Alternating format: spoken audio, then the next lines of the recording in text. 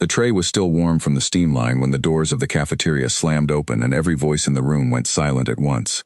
I did not plan to be a hero that day. I was just Daniel Corby, a cook on Orbital Deck 9, ladling soup for creatures 3 times my size, half listening to the hum of the ventilation system. My hands were full of a serving tray, my apron smelled like broth, and my biggest worry that morning was whether the bread would run out before the lunch rush ended. Then the door slammed, and a shape filled the frame. Tall, gray-skinned, shoulders wide enough to block the light from the hallway behind him. I recognized the uniform, dark red with silver trim, the mark of a collector from the Vorn Trade Guild. Everyone on this station knew what that uniform meant. It meant someone owed a debt, and the guild had come to collect it, one way or another. His eyes moved across the room like a searchlight, and they stopped on the table by the window, on 2 small children. I knew those children. I fed them every day. The smaller one was Piri, a Sonori child with soft blue skin and eyes like glass marbles, always the first to ask for extra bread. The older one was Tavik, a Korune boy, all sharp elbows and quiet worry, always making sure his little friend ate before he did. Neither of them had parents on this station.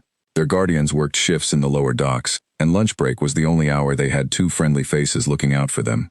Mine was one of them. The collector started walking toward their table, and the whole room seemed to lean away from him at once, like water pulling back before a wave. Nobody moved. A Torvelian trade attaché near the drink dispenser suddenly found his cup of tea very interesting. 2 Grellian engineers by the wall exchanged a glance and then looked at their plates. Even the station security officer, stationed near the door for lunch hour, took one look at the collector's uniform and the guild emblem stitched into his shoulder, and simply stepped back, murmuring something about jurisdiction and diplomatic protocol into his wrist communicator. Nobody wanted a fight with the guild. A fight with the guild could end a career, end a contract, maybe end a life. I understood their fear, I really did. The collector was easily 7 feet tall, and his hands looked like they could bend metal piping without much effort. I was a cook. I had a serving tray in my hands and an apron with a coffee stain on it. By every reasonable measure, I had no business getting involved. But Piri had just spilled her juice in fright, and she was staring up at the approaching collector with her small hands shaking, and Tavik had stepped in front of her without even thinking about it, the way an older sibling does, even though his knees were trembling too. Something in me refused to stay still. I stepped around the counter before I even decided to. My legs simply carried me, the tray still in my hand, out from behind the safety of the serving line and into the open floor of the cafeteria. "Tables closed," I said. My voice came out steadier than I expected. "No collectors during lunch hour. Station policy." The collector barely glanced at me. To him, I was an insect standing between him and his purpose. "Move," he said, in a voice that rattled the cutlery on the nearby tables. "This does not concern you, small one." "It concerns me now," I said, and I planted my feet between him and the children's table. He took another step. I did not move back.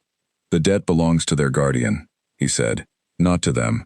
But guild law allows collateral collection when the debtor cannot be located. These 2 will do." My stomach turned cold at that. Collateral. He meant to take them. Just walk out of this cafeteria with 2 children who trusted the people around them to keep them safe, and nobody in this room was going to stop him because nobody wanted the guild looking at them twice. Nobody except me, apparently. "They are children," I said. "Not property, not collateral. You are not taking them out of this room." He laughed, a short, dry sound like gravel shifting. "And what will you do? Serve me a difficult lunch?" I looked down at the tray in my hands. Plain metal, dented at one corner from years of use, still holding the faint warmth of the last bowl of soup I had carried. It was not a weapon. It was not meant to be a weapon. But it was what I had, and I decided right then that it would be enough, because it had to be. "I will do whatever I need to do," I said, and I meant it. He reached for me first, a long arm swinging toward my shoulder to shove me aside like I was nothing more than an obstacle on his path. I brought the tray up on instinct, catching his forearm with the flat metal edge. The impact rang out across the cafeteria, sharp and loud, and he grunted in surprise more than pain. He had clearly not expected the soft little human to actually put up resistance. "You want to try that again?" I asked, my heart hammering so hard I could feel it in my ears, but my voice staying level. Years of pulling hot trays out of ovens and carrying loaded carts across a moving station floor had given my arms more strength than my uniform suggested. He tried again, faster this time, aiming lower, trying to sweep my legs out. I stepped back onto the spilled juice on the floor, using the slickness instead of fighting it, sliding just enough to avoid his reach, and I swung the tray again. this time catching him across the shoulder as he overextended. He stumbled into a nearby table, sending a tray of someone's lunch scattering across the floor. The room, which had been frozen in silence, suddenly came alive with gasps and murmurs. Nobody expected the human cook to hold his ground, least of all the collector. "Enough of this," he snarled, straightening up, and this time his approach was less careless. He came at me with purpose, both hands reaching to grab me and pin my arms. I ducked under his reach, using the low counter beside me for cover, and grabbed the nearest thing within arm's length, a large pot of leftover soup still warm from the line. I did not throw it at him. I did not need to be cruel to be effective. I simply tipped it across the floor in front of his feet as he advanced, creating a wide slick of broth and vegetables between us. His foot caught the edge of the spill and he stumbled forward, arms flailing for balance, and I used that half-second to slide the tray flat under his descending weight, tripping him further off balance rather than letting him catch himself. He went down hard onto a nearby table, which buckled under the sudden weight and sent him sprawling onto the floor in a tangle of broken plates and spilled food. For a moment, nobody in the cafeteria breathed. Then, Peary let out a small sound, half sob and half laugh, and that seemed to break the spell over the room. The Torvelian attaché stood up from his table. The two Grellian engineers moved forward. Even the security officer, who had been hiding behind his own excuses moments before, finally stepped into the open, speaking quickly into his communicator, calling for backup, finally finding his courage now that someone else had shown him it was possible.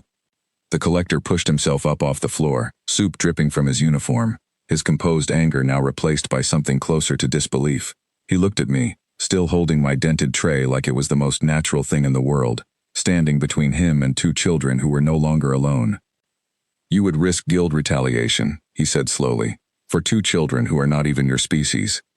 "They eat lunch at my station every day," I said. "That makes them mine to look out for. Species has nothing to do with it."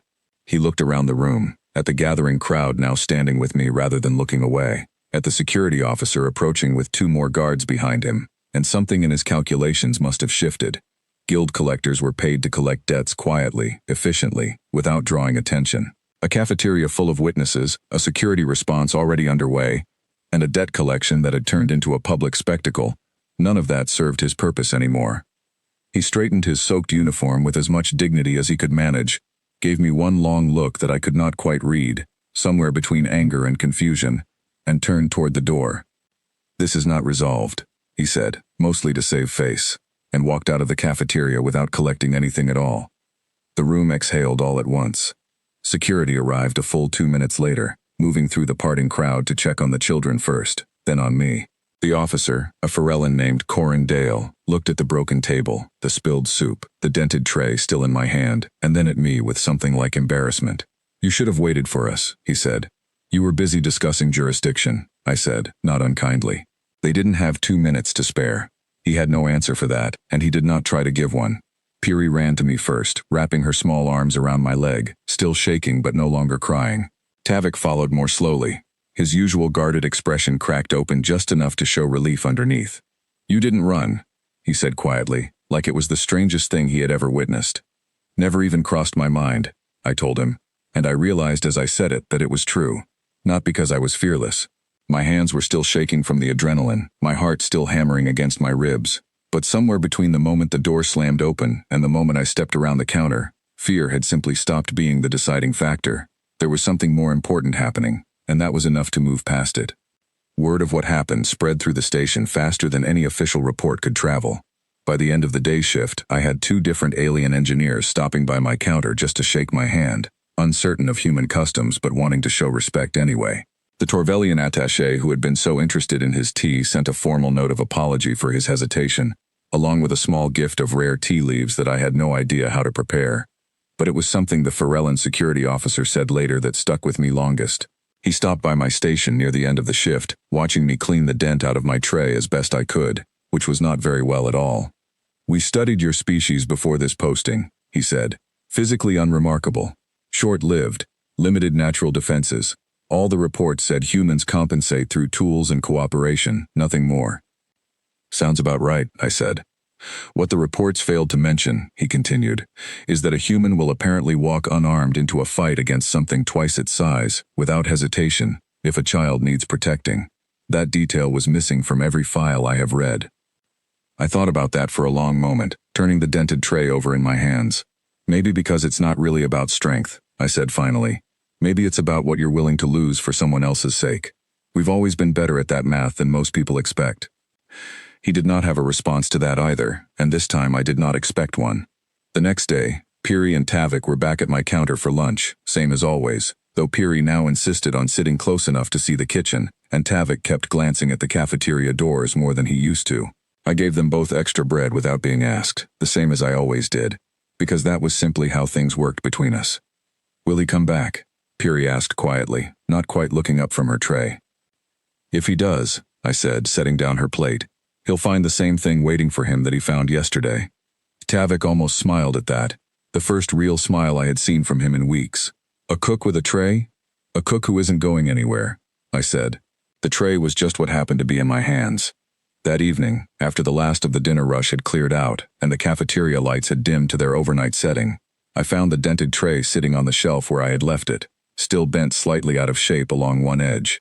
I picked it up, turned it over once in the quiet light, and instead of sending it off for recycling like I would have any other damaged equipment, I set it aside on a shelf of its own, behind the counter, where I would see it every single shift.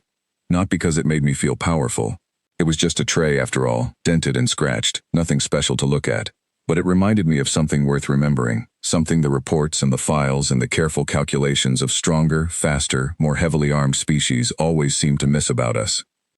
We were never the strongest species drifting through these stations, not by any measurement anyone could put a number to. We did not have claws or venom, or the raw physical power that so many of our neighbors carried without even trying. What we had instead was something harder to write into a file or measure in a report. When someone smaller needed protecting, the calculation simply changed, and fear stopped being part of the equation. Piri and Tavik kept coming to my counter every single day after that, same as always, laughing over bread and soup like nothing unusual had ever happened between us. And maybe, in the end, that was the whole point. Not the fight itself, not the dent in an old serving tray, but the simple fact that two children still felt safe enough to laugh in a cafeteria that had, for one afternoon, felt like the most dangerous room on the entire station. That was enough for me. It always had been,